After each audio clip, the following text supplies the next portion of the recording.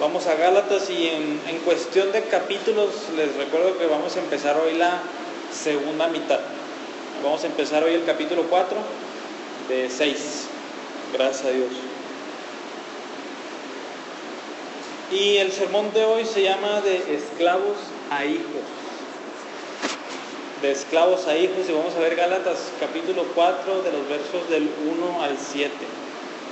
Vamos a leer primero el texto, dice: digo pues, mientras el heredero es menor de edad, en nada es diferente del siervo, aunque sea el dueño de todo, sino que está bajo guardianes y tutores hasta la edad señalada por el Padre. Así también nosotros, mientras éramos niños, estábamos sujetos a servidumbre, bajo las cosas elementales del mundo. Pero, cuando vino la plenitud del tiempo, Dios envió a su Hijo, nacido de mujer, nacido bajo la ley, a fin de que redimiera a los que estaban bajo la ley, para que recibiéramos la adopción de hijos. Y porque son hijos, Dios ha enviado el Espíritu de su Hijo a nuestros corazones, clamando: Abba, Padre. Por tanto, ya no eres siervo, sino hijo, y si hijo, también heredero por medio de Dios. Vamos a ver una historia que sí sucedió, para que nos ayude a entender lo que Pablo está escribiendo aquí. En el año 1999, unos duques de Northumberland fueron a la corte para apelar a que su hijo iba a heredar una gran fortuna, pero ellos querían aplazarlo, no querían que en cuanto tuviera 18 tuviera acceso a la herencia, sino que ellos intervinieron para que no se llevara a cabo ese día. Este niño se llamaba Percy, tenía 14 años. Y este hecho de que no quisieran que el que recibiera la herencia a los 18 era para su bien, o sea, no era por ningún motivo equivocado para molestarlo, sino que era para su bien. Cuando se acercó la fecha, iba a recibir un castillo, estamos hablando de duques, iba a recibir un castillo, iba a recibir 1 millón de libras ingleses y casi $500,000 anuales. Entonces todo esto iba a recibir por pura herencia. Y otra vez sus padres no querían que lo heredara ya. Fueron a la corte para que lo heredara después. La razón, pues no querían que su hijo, que a lo mejor lo vean como inmaduro, se fuera a gastar toda la fortuna en puras cosas sin sentido, que se fuera a las drogas, que tuviera una vida desenfrenada, que lo llevara a su destrucción. Lo que hicieron fue ponerle un manejador, o sea, un guardián, un tutor, como lo vamos a ver ahorita, para que no recibiera toda la herencia y para lo que iba a recibir, hubiera sido otra persona lo que lo administrara. Eso fue lo que hicieron estas personas. Y esto se parece mucho a lo que Pablo está diciendo aquí en Gálatas 4. Lo que ha hecho hasta ahora es contrastar el pacto con Moisés con el pacto con Abraham, si se acuerdan. La ley contra la gracia, contra la fe. La manera en que lo ha hecho es usando la imagen del carcelero y la imagen del pedagogo. Y ahora va a usar otra analogía, y esa es la de un heredero. Y esa ilustración se encuentra en los versículos del 1 al 3. Vamos a ver de nuevo el 1, dice: digo pues, mientras el heredero es menor de edad, en nada es diferente del siervo, aunque sea el dueño de todo. Vamos a recordar de qué se trataron las analogías anteriores. Pablo nos está diciendo: la salvación no viene por obedecer la ley. Y acuérdense que vimos, bueno, Pablo, si la ley no me sirve para salvarme, entonces ¿para qué sirve la ley? O si se acuerdan, dijo, es que la promesa hecha a Abraham es superior a la ley. ¿Sí se acuerdan por qué? Porque vino antes y porque, etcétera. Ahí lo vimos en el capítulo 3. Entonces la pregunta es: ¿para qué sirve la ley, Pablo? Dinos, o sea, si es inferior, si no soy salvo por ella, ¿para qué sirve? En la analogía número 1, la del carcelero, acuérdense que dice Pablo, es como un carcelero. Se nos mete ahí a la celda y nos encierra y no nos deja salir. Ahí nos tiene hasta que ¿qué? Hasta que viene la fe. Cuando viene la fe, dice Pablo, la ley nos deja salir. O sea, estamos bajo la maldición de la ley. Ninguna religión, ningún sistema nos va a sacar de ahí, sino que ¿hasta cuándo? Hasta que viene el mensaje de Jesucristo por la fe. Y la segunda fue la del pedagogo, este maestro, este niñero que va ocupándose de la disciplina y de la educación de un niño hasta que llega a la edad madura. Y cuando llega a la edad madura, el pedagogo cumple su función y se va. Ahora, esta imagen del heredero nos va a dar otra opción para que nos ayude a entender el verdadero propósito de la ley. En el antiguo mundo donde Pablo vivía, en tiempos del Nuevo Testamento, cuando un hombre rico, esta es la ley griega, cuando un rico iba a heredar, es muy parecido al ejemplo que vimos ahorita al inicio, dejaba encargado a guardianes y a tutores para el heredero. O sea, el heredero no se quedaba nada más así y de repente recibía todo y se lo gastaba. Lo que hacían era contratar guardianes y tutores para que estuvieran al tanto de tanto del heredero como del dinero. Sí iba a recibir la fortuna, más el padre ponía una edad. Como lo veo a los 23, como lo veo a los 20, es alguien maduro, como lo veo a los 28, o sea, cosas así. El hombre rico ponía la fecha. Y hasta entonces este heredero no tenía acceso a la fortuna. Fíjense lo que dice el verso 2. Dice, sino que está bajo guardianes y tutores hasta la edad señalada por el padre. Aquí vemos que el heredero, o sea, aunque era una persona muy rica, tenía la misma libertad que la de un esclavo. ¿Por qué? Si se fijan, ahí está bajo ¿quiénes? Bajo guardianes y bajo tutores. O sea, ese heredero, aunque fuera muy rico, o sea, no tenía esa libertad de ser rico y gastarse su dinero. En pocas palabras, él no tenía derechos legales a sus propiedades y a su fortuna. O sea, en otras palabras, era pobre. O sea, él no tenía ese dinero aún. Y de hecho se compara mucho con el esclavo, porque así como con el pedagogo, estos guardianes y tutores lo mantenían bajo disciplina. O sea, ellos le decían a qué hora se tenía que levantar, a qué hora tenía que ir a la escuela, qué se tenía que poner, cómo comportarse, etcétera. O sea, como los guardianes y tutores se encargaban de todo eso, ¿qué parecía? Pues que era un esclavo. Los esclavos obedecen ¿a quién? A su superior y no pueden hacer ninguna otra cosa. Entonces, así como dice Pablo, nada es diferente del siervo, dice el verso 1, porque aunque sea el dueño de todo, él está sometido a los guardianes y a los tutores. Entonces, este heredero, aunque fuera una persona de renombre, aunque fuera de heredar millones y millones de pesos, en nada era diferente a un siervo, era como un esclavo cualquiera. Pero recordemos que esto no era para su mal, sino que era para su bien, era para que estuviera maduro, para que estuviera instruido, para que no despilfarrara toda su fortuna. Era al final de cuentas para su bien. Lo que parecía un mal para él, ¿por qué tengo que obedecerlos? ¿Por qué me tengo que esperar a que recibí la fortuna? O sea, lo que parecía algo mal para él era algo bueno para el heredero. Y bueno, y esta ilustración, ¿cómo la aplica el apóstol Pablo? ¿Qué dice el verso 3? Así también, así como esos herederos que no heredaban su fortuna hasta la edad señalada, así también nosotros, mientras éramos niños, estábamos sujetos a servidumbre. Servidumbre es esclavitud, bajo las cosas elementales del mundo. Pablo dice aquí, de la misma manera en que estaban esclavizados y después fueron herederos de todo, así también el pueblo de Dios está bajo esclavitud y después hereda todo. Y este todo es la vida eterna, este todo es, ahorita vamos a ver la adopción de hijos, esa es la herencia. Pero dice, antes está en esclavitud.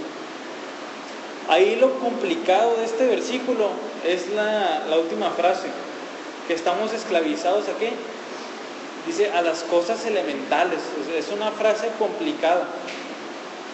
Puede significar dos cosas o significan las dos cosas. Vamos a ver la primera. Las cosas elementales, Pablo puede estar refiriéndose a la ley. Así está describiendo la ley, Pablo, como las cosas elementales.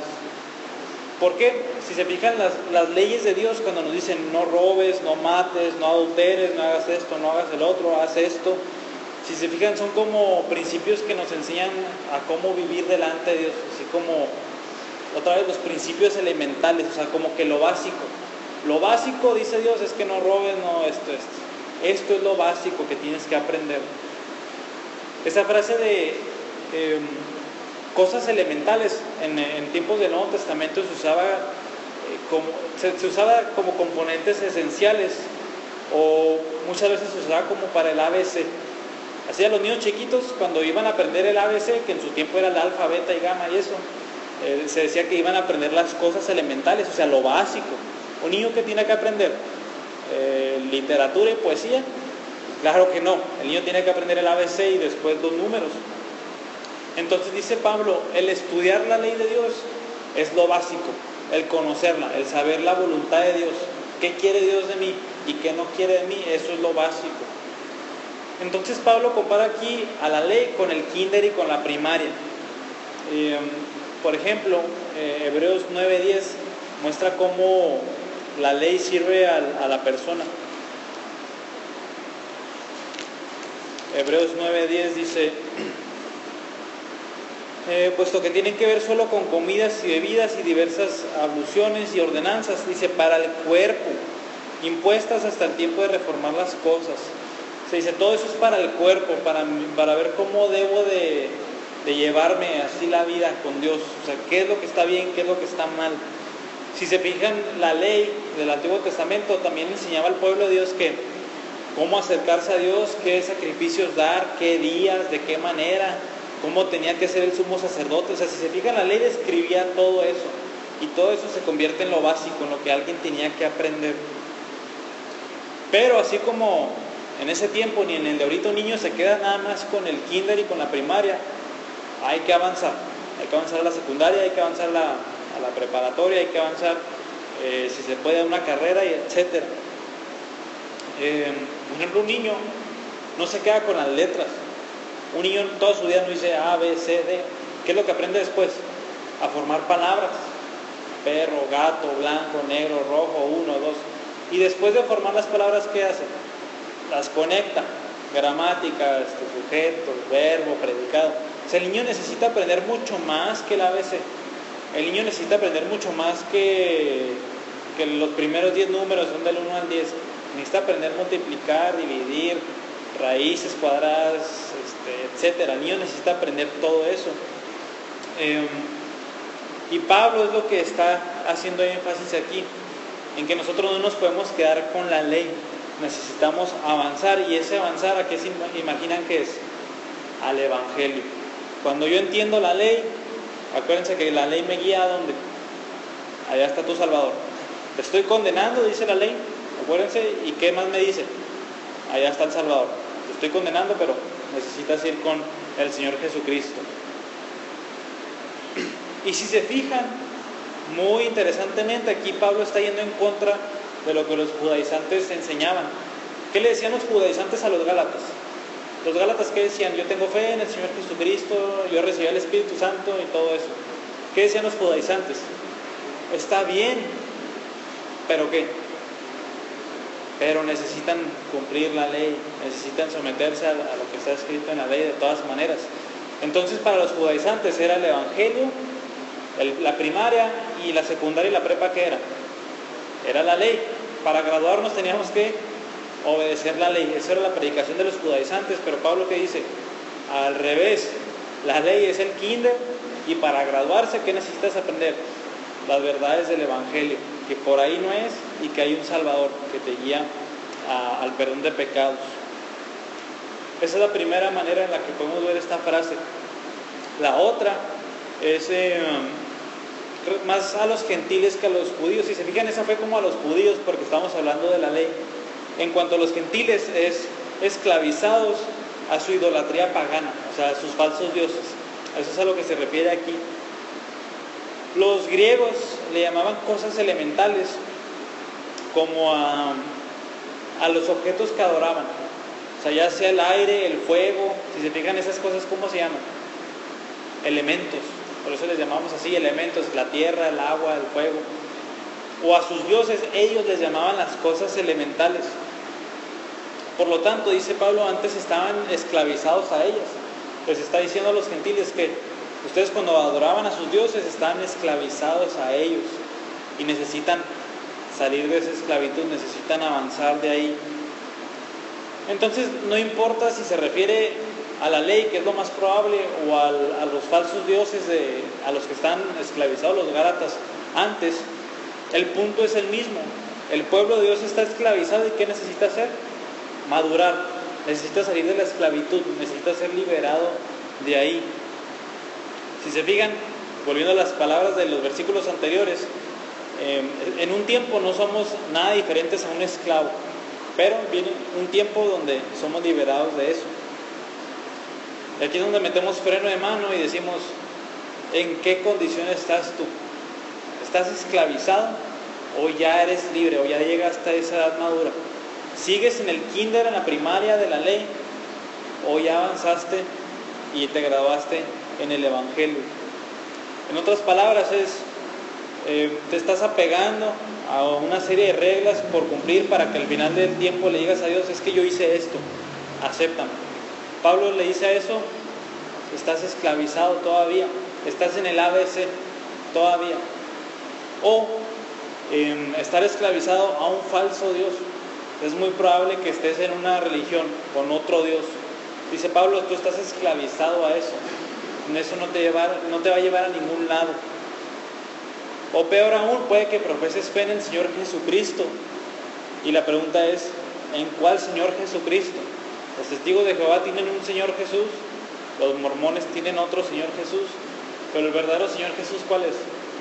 El único que viene aquí en la Biblia, un Dios que se hizo carne.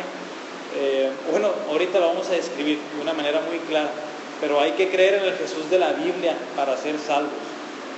Entonces, tienes que salir de esta educación elemental, de este ABC, necesitas madurar.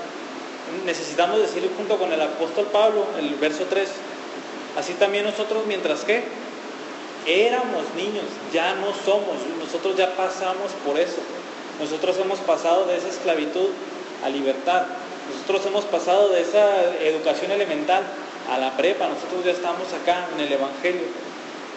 Y la pregunta es, ¿cómo puedo salir de la esclavitud? ¿Cómo puedo madurar? ¿Cómo puedo llegar hasta esa edad? Es lo que vamos a ver en los versos del 4 al 5. En estos dos versos vemos la venida del Hijo de Dios. Dice el verso 4, pero cuando vino la plenitud del tiempo, Dios envió a su Hijo, nacido de mujer, nacido bajo la ley. Si fijan, es un verso muy bonito, es digno de que nos lo memoricemos.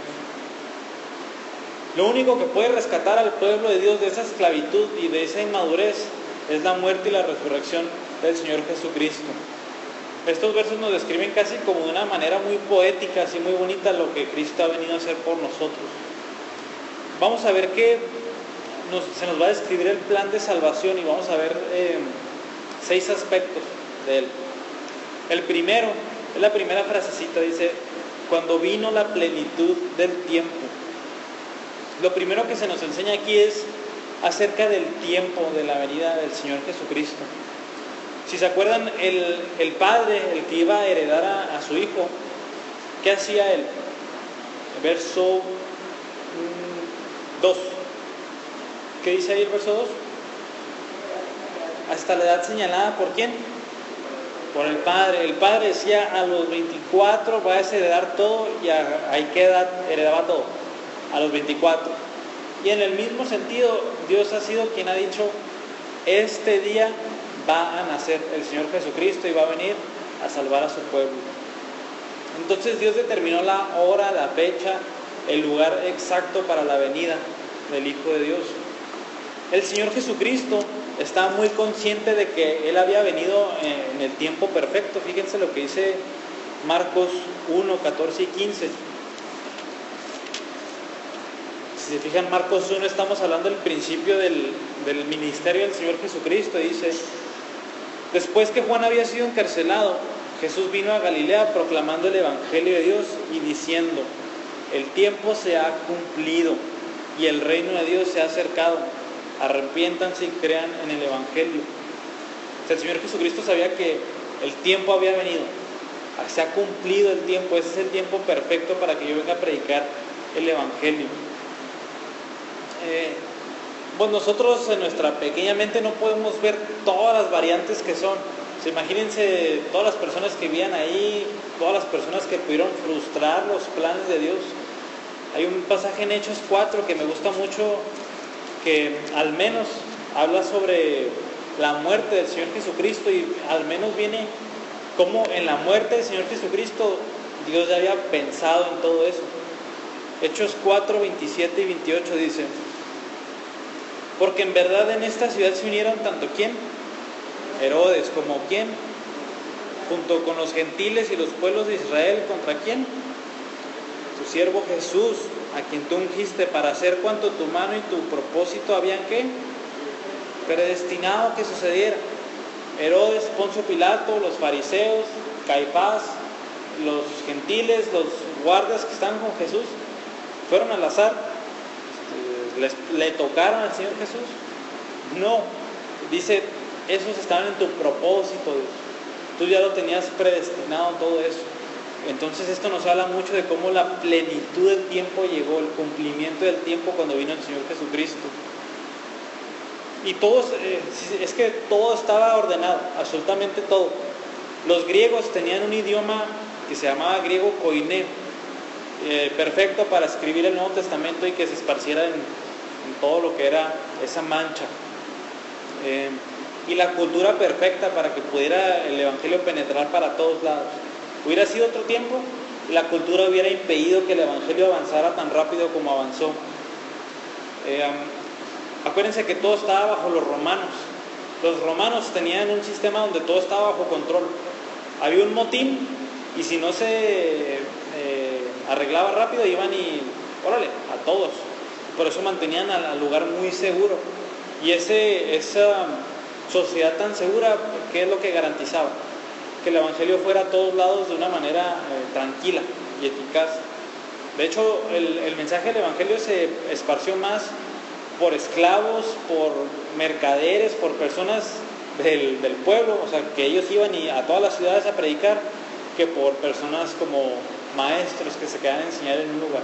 Interesante, ¿verdad? Pero todo eso no hubiera sido posible si no hubiera venido Cristo en ese momento preciso. Todavía más, los gentiles estaban en esclavitud ¿a qué? A sus dioses, a Zeus, a Apolos, a Ares, a todos ellos. Ellos estaban cansados ya de esos dioses. Si se acuerdan ahí en Hechos 17, cuando Pablo predica en el Areópago, ¿qué es lo que se topa? Que tienen un montón de ídolos, tienen un montón de estatuas, que inclusive tenían una que decía que al Dios no conocido. O sea, dicen, por si hay otro Dios, ahí le tenemos su estatua.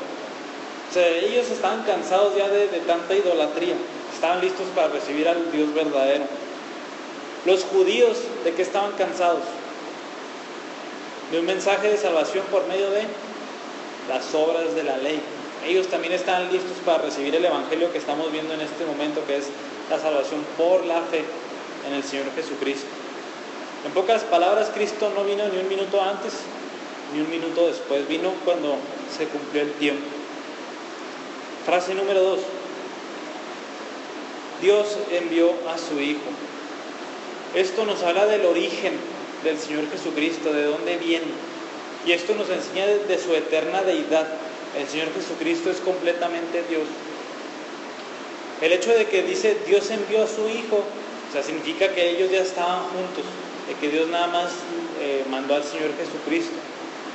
Ahí ustedes pueden leer Juan 17 para que vean cómo Cristo dice, glorifícame con la gloria que tenía antes de que contigo, o para que muestren el amor que tú me tenías a mí desde antes de la fundación del mundo. Entonces todas esas frases que nos muestran a un Señor Jesús con el Padre desde la eternidad pasada, se resumen aquí. Dios envió a su Hijo. Si se fijan, no dice Dios creó al Señor Jesús para mandarlo, no. Dios envió a su Hijo, los dos ya existían. Número 3, dice, nacido de mujer. Esto nos está hablando de la manera en que Cristo vino a la tierra. Y si la palabra Dios envió a su Hijo se refería a su eterna deidad, nacido de mujer, ¿a qué se refiere? A su completa humanidad. El Señor Jesucristo se hizo completamente un hombre. Y aquí en 3 palabras está resumida la doctrina de la encarnación de Cristo, de que Dios, la segunda persona de la Trinidad, se hizo hombre para venir a salvarnos. Un resumen muy bonito está en Juan 1:14 respecto a la encarnación de Cristo. Juan 1:14 dice: y el Verbo se hizo carne y habitó entre nosotros, y vimos su gloria, gloria como la del unigénito del Padre, lleno de gracia y de verdad. O sea, ese Verbo que Juan acaba de decir que era Dios y que estaba con Dios, dice, se hizo carne, vino a habitar con nosotros, se hizo hombre. Aspecto número 4, dice, nacido bajo la ley. Una vez que vimos de la manera en que vino, que es haciéndose un hombre, ahora vamos a ver su condición. ¿Qué condición era la del Señor Jesucristo? Estaba bajo la ley. Cristo vino para tener una obediencia perfecta. Cristo vino a cumplir la ley desde el primer mandamiento hasta el último. Y esto lo vemos en los evangelios. Lo primero que cumplió el Señor Jesucristo, ¿qué fue? La circuncisión. ¿A los cuántos días de haber nacido? A los 8, tal y como estaba prescrito en la ley. Desde ahí cumplió la ley hasta su muerte. Ahorita vamos a ver cómo. Pero acuérdense que toda la vida del Señor Jesucristo es una vida intachable, es una vida de no pecado. Y esto muchas veces pensamos que le pareció difícil al Señor Jesús, como que cumplir toda la ley le costó. Es algo cierto, pero más bien la ley de Dios, Cristo la cumplió como renegando. No, Él la cumplió como un deleite. Como era perfectamente santo, todos los mandamientos para Él eran un deleite cumplirlos absolutamente todos. Y hay que recordar que Cristo cumplió la ley, fue obediente a la ley, ¿para qué? Para que nosotros fuéramos justificados. Si Cristo no hubiera sido justo en su obediencia a la ley, nosotros no hubiéramos sido declarados justos. Y también, no nada más en su vida, sino que en su muerte Cristo cumple la ley. Acuérdense en Gálatas 3:13 que vimos que Cristo se hizo maldito, y Pablo citó ahí Deuteronomio 21 donde dice, maldito todo el que cuelga en un madero. Pues acuérdense que la ley también sentenciaba de esta manera, y Cristo murió tal y como estaba escrito en la ley. Entonces, mi vida la vive Cristo, mi muerte la muere Cristo al pie de la ley. Vamos a leer el verso 5, dice, todo esto a fin de que redimiera a los que estaban bajo la ley, para que recibiéramos la adopción de hijos. Este verso 5 nos da las últimas dos lecciones en cuanto al propósito de que Cristo, de que se cumpliera el tiempo, de que Cristo se hiciera hombre, de que Cristo viviera bajo la ley. O sea, ¿para qué?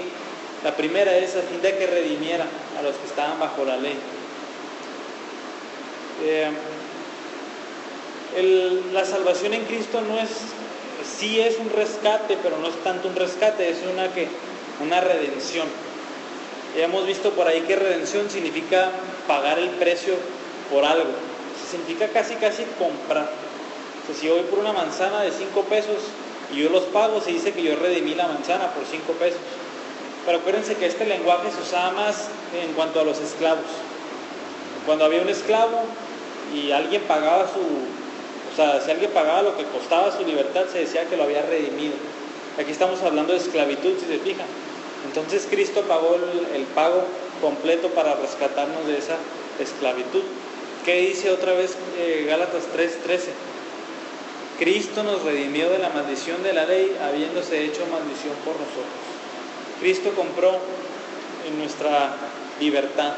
Siendo malditos por la ley, Cristo se hizo maldición por nosotros para que fuéramos redimidos. Si se fijan, Cristo nació para morir. Los eventos de la cruz, ¿cuándo la celebramos? En una fecha que se llama como Semana Santa. Sabemos que no hubiera existido Semana Santa si no hubiera existido ¿qué celebramos en diciembre? Navidad, si Cristo no hubiera venido a nacer. Pero Cristo tuvo que venir a morir. El cristianismo, no es una religión de un pesebre con paja y con animales. El cristianismo es más bien una religión de ¿qué? De espinas, de clavos, de madera y de sangre. De eso se trata el cristianismo. O sea, el que Cristo se hubiera encarnado, que es el más grande milagro de todos, o sea, por sí solo no salva a nadie. Si Cristo se hubiera, o sea, nos quedamos con la encarnación de Cristo, no pasa nada. ¿Qué tuvo que pasar? Que Cristo muriera por nosotros. De eso se trata la redención en Cristo. O sea, hay que recordar de que nosotros le debemos a Dios toda una lista de pecados. Y que Cristo nada más venga a la tierra, eso no cambia la situación. ¿Cristo qué tiene que hacer? Cancelar esa deuda gigantesca que tenemos con Dios por medio de su muerte. Y número 2, eso fue en cuanto a que Él vino a redimir a los que están bajo la ley. Y por último, número 6, ¿qué nos enseña el pasaje? Para que recibiéramos la adopción de hijos. Muchas veces tendemos a hacer mucho énfasis en el perdón de pecados y que en Cristo somos declarados justos. Y todo eso es cierto y es muy importante. De hecho, antier vimos que lo que un pecador necesita escuchar es eso, de que la deuda que tiene con Dios por su pecado queda totalmente anulada en Cristo Jesús. Romanos 8:1. Sabemos que no hay condenación para los que están en Cristo Jesús. Pero acuérdense que la Biblia no nada más habla de eso. La Biblia habla de mucho más cosas y aquí estamos viendo de la adopción de hijos. El propósito de que Cristo también hubiera venido a vivir bajo la ley, también fue hacernos hijos e hijas de Dios. Si nos ponemos a pensar, Dios pudo simplemente perdonarnos nuestros pecados y ya. Y hubiéramos estado delante de Él como justos y ya. Pero Dios no se quedó nada más en ese nivel, sino que fue mucho más allá, para hacernos hijos de Él.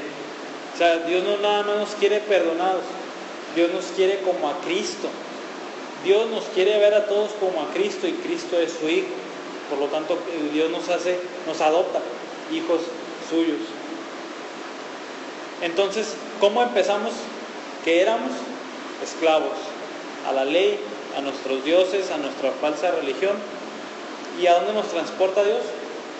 Hasta ser hijos de Él. Si se fijan, es como que lo más remoto, enemigos de Dios, bajo la ley, bajo la maldición de la ley, allá, lejos de la gloria de Dios. ¿Hasta dónde? Lo más cercano, hasta su pecho, así como un hijo, lo más cercano posible hacia Él. Hay un relato en el Evangelio de Mateo, en el capítulo 28, de cómo ya tenemos como un vistazo a esta obra de adopción de hijos. Lo que pasa es que las mujeres van corriendo a la tumba las mujeres van de la tumba con los discípulos para contarles que el Señor Jesucristo ha resucitado. Y Jesucristo se le aparece a los discípulos y ellos comienzan a alabarle. Y en Mateo 28:10 dice Jesucristo algo muy interesante, dice: no teman, vayan, avisen a mis hermanos que vayan a Galilea y ahí me verán. O sea, no fue hasta la resurrección de Cristo, cuando se cumple su obra, que Cristo ya nos ve a los creyentes como sus hermanos, como hijos de Dios. Por tanto, todo aquel que deja su pecado, se arrepiente y confía en Cristo, no nada más es perdonado, no nada más es declarado justo, sino que también que se convierte en un hijo de Dios. Por ahí vimos todas las bendiciones que ello conlleva y ya lo veremos en su momento en las clases de los miércoles, porque el ser hijo de Dios abarca muchísimas cosas, pero eso es lo que hay que entender ahorita. De ser un esclavo a una religión, a un falso Dios, a la ley, pasamos a ser hijos de Dios. Y esto también nos ayuda a entender cómo vemos a Dios los cristianos. Es algo bueno que nosotros veamos a Dios como un soberano, como el que está gobernando sobre todas las cosas, como alguien que está sentado en su trono a cargo de todo. También está bien que lo veamos como nuestro Señor, o sea, como nuestro amo y como un santo, o sea, como el único santo a quien hay que cuidar cómo vivimos. Como Dios es santo, nosotros ¿cómo debemos de ser? Santos. Pero si lo dejamos así, vamos a ver que estamos mal. Hay que agregarle un aspecto más. ¿Y cuál es? Hay que verlo como un padre. Todo ello es cierto, pero está desbalanceado nuestro entendimiento de Dios para el cristiano si nada más se va por este lado. Si nos vamos por este lado, nada más vamos a ver a Dios como un Dios lejano, si se fijan, a un Dios al cual nos da miedo acercarnos a Él, y eso no es verdad. También lo tenemos como un Padre, así de cercano, así de íntimo, tenemos a Dios. Y eso es lo que vemos en los versos del 6 al 7, que el resultado de la obra de Cristo es hacernos unos hijos de Dios. Vamos a leer el verso 6, dice: y porque son hijos, Dios ha enviado el Espíritu de su Hijo a nuestros corazones, clamando: Abba, Padre. Quiero que otra vez metamos freno de mano al verso 6, y quiero que se fijen que es un verso trinitario. Dice: y porque son hijos, Dios, el Padre, ha enviado ¿a quién? Al Espíritu. ¿De quién? De su Hijo a nuestros corazones, clamando: Abba, Padre. Aquí tenemos la armonía perfecta en todo el proceso de salvación. ¿Quién es quien hace el plan de salvación? Dice que es el Padre. Dios es el que envía, Dios es el que ejecuta todo. El Hijo es quien viene a cumplir esa obra de salvación por nosotros, y quien la aplica a nosotros, ¿quién es?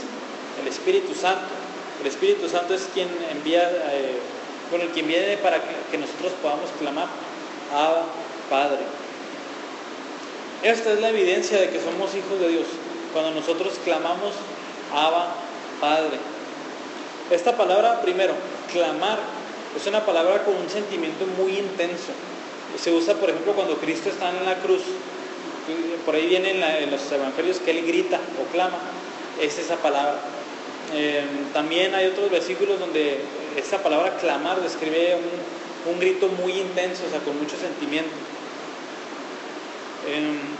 Y esto, seguido de estas palabras: Abba, Padre. ¿Qué significa Abba, Padre? Es una palabra que se usa más bien por niños chiquitos que por adultos. O sea, rara vez un adulto le llamaba Abba a su papá, porque ahorita lo podemos traducir como papi o como papito. Y Jesús usó esa palabra en Marcos 14:36, cuando estaba en el Getsemaní. Marcos 14:36 dice: y decía: Abba, Padre, para ti todas las cosas son posibles. Aparte de mí esta copa, pero no sea lo que yo quiero, sino lo que tú quieres. Aquí es donde vemos a Jesús llamándole: papito, ten misericordia, papito. Si es posible de pasar de mí esta copa, pero que no se haga mi voluntad, sino nada más la tuya. Entonces nos enseña que podemos clamar a Dios como el Señor Jesús clamaba a su Padre. O sea, ¿qué relación más cercana con el Padre que la del Señor Jesucristo? O sea, vaya, desde antes de la fundación del mundo ellos se amaban. Ellos tienen la relación más íntima posible con el Espíritu Santo. Y este verso nos enseña que nosotros podemos acercarnos de esa manera con el Padre, tal y como el Señor Jesucristo. Nada más el Señor Jesucristo le ha llamado al Padre Abba. ¿Y qué nos dice este versículo? Venido la adopción de hijos, ustedes también pueden clamar a Dios: papi, papito, esto. Cualquier necesidad, cualquier apuro, cualquier aprieto, cualquier confesión, cualquier cosa, acudimos a Dios como papito, esto. Si se fijan, balanceando nuestro concepto, si lo teníamos como el soberano, como el creador, esta adopción de hijos nos acerca a Dios y lo tenemos muy, muy cerca. Y de esa manera es como es mucho más fácil orar, de esa manera es como es mucho más fácil confesar nuestros pecados. O sea, de esa manera es como es mucho más fácil una relación con Dios, si se fijan. El esclavo es aquel que nada más sirve a Dios. Y el hijo, ¿qué hace? Además de servirle, ¿qué hace? Clama a Él, diciéndole: Abba, Padre. Esta es la gran diferencia entre estar como un esclavo y el ser un hijo. Ciertamente como cristianos somos siervos de Dios, pero también ¿qué somos? Somos hijos, y eso es muy importante, muy, muy importante. Por eso dice el verso 7: por tanto, ya no eres siervo, sino hijo, y si hijo, también heredero por medio de Dios. Los Gálatas habían recibido el Espíritu Santo, ahí lo vimos en Gálatas 3:2. Ellos genuinamente habían recibido el Espíritu Santo, ellos podían clamar Abba Padre, pero se estaban yendo tras una enseñanza que decía, no, primero cumple la ley y después dile a Dios Padre. Pero esto no es así. Los judaizantes vivían en el mundo al revés. No es necesario cumplir la ley estrictamente para poder llamar a Dios Papito. ¿Qué hay que hacer? Simplemente confiar en el sacrificio de Cristo. Eso es lo único que hay que hacer. Si se fijan, es lo contrario. Los gálatas querían vivir ¿de qué manera? ¿Como un esclavo o como un hijo? Querían vivir como un esclavo. Ellos querían depender de sus obras para ser aceptos ante Dios, y eso es el papel de un esclavo. Pero Pablo nos dice, no, ustedes como cristianos son hijos, y como hijos, dice Pablo aquí, ya no eres un siervo, eres un hijo de Dios. Y es de esta única manera en que podemos también ser herederos de esa promesa. Somos esclavos igual que un heredero que está bajo tutores, pero cuando viene la madurez, ese recibe toda la herencia, y así también nosotros cuando pasamos de la esclavitud a la madurez, ¿qué recibimos? La herencia, y es la vida eterna junto con Dios.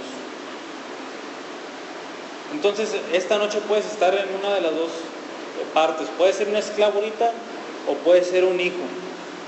Puedes estar bajo la ley o puedes estar bajo la gracia. Puedes estar bajo un falso Dios, puedes estar diciéndole al verdadero Dios Padre. Puedes tener una falsa imagen del Señor Jesucristo, puedes tener al verdadero Señor Jesucristo. Lo que tienes que hacer es salir de la esclavitud, llegar a la edad madura. Así junto con Pablo puedes decir, éramos niños, esclavos a esas cosas elementales. Esto es cosa del pasado para Pablo, y la única manera en que podemos ser rescatados de ello es conforme a la obra de Cristo que vimos en los versos del 4 al 5. Nada más mediante la fe en Cristo es como somos rescatados de ello. Y aún más, vemos que rescatados de la esclavitud, no nada más somos libres, sino que somos hijos de Dios. La obra de Cristo va mucho más allá, ¿sí? Muchas veces de lo que nosotros imaginamos, y esto el que podamos ser adoptados es algo que pues a nadie se le hubiera ocurrido. O sea, si alguien se inventó la Biblia, un ser humano, pues hubiera estado muy raro que se hubiera inventado esto de ser hijos de Dios. Y todavía más, o sea, no nada más hay que ser perdonados, sino hay que tener una comunión con Dios. Y no hay una comunión tan más íntima ni tan más cercana que sea la de un hijo con un padre, y esa se puede mediante la obra de Cristo. Entonces lo que tienes que hacer es arrepentirte de tus pecados y confiar en Cristo. De esa manera vas a ser perdonado, y de esa manera vas a ser adoptado como un miembro de la familia de Dios. Vamos a orar. Señor, gracias porque cuando vino la plenitud del tiempo, vino tu Hijo Jesucristo, hecho como uno de nosotros, hecho hombre, nació bajo la ley para cumplirla en nuestro lugar, muerto bajo la ley también en nuestro lugar, y todo ello para redimirnos, Señor, para perdonar nuestros pecados, para ser libres de la maldición de la ley. Pero este pasaje nos dice otra cosa, y que eso es para adoptarnos como hijos. Y por eso te damos muchas gracias, porque no nada más nos perdonas y nos dejas ahí simplemente perdonados, sino que nos adoptas a tu familia. Ya podemos verte como un padre cercano, y no nada más como un padre, sino que podamos acudir a ti como nuestro papito. Un papito, nuestro papi que está en el cielo, y de esa manera nosotros podemos acudir a ti. De esta manera podemos clamar a ti, Señor. Te damos muchísimas gracias por esta obra de salvación tan perfecta que hay en Cristo Jesús. Amén.